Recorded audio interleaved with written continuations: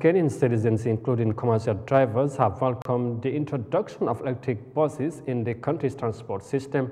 Like in many countries in Africa, Kenya's public transport faces numerous challenges to meet up commuters' demands.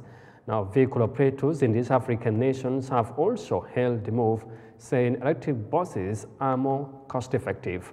Here's more details of that in this report. Transporting commuters in Kenya is a challenging and competitive business. Operating costs have increased in recent years following hikes in fuel prices. The chaotic informal public transport sector also heavily relies on minibuses known as matatus to transport millions of commuters daily. Minibuses and matatus in the country use diesel, which increases air pollution levels. That's why the few electric buses on the road have been warmly received by many. Bus operators and staff say the change was long overdue.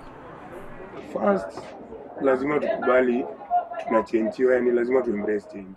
We have to accept that times are changing. We can't remain behind. Africa has to embrace this change.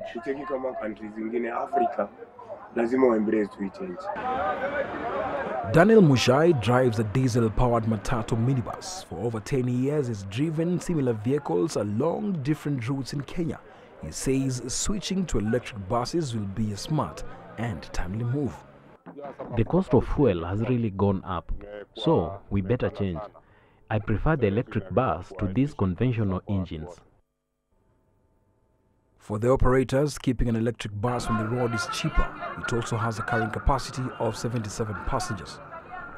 So on cost implications, if you compare an electric or diesel bus, so right now we are running at an efficiency of about 0.8 to 0.9 kilowatt hour. At the World Future Energy Summit held in Abu Dhabi on Monday, sustainable energy solutions were high on the agenda. The introduction of electric cars is really something very good, because when you look at a continent like Africa, which I can say we contribute about 4% of the global emissions, I can say one of the biggest contributors is transport sector.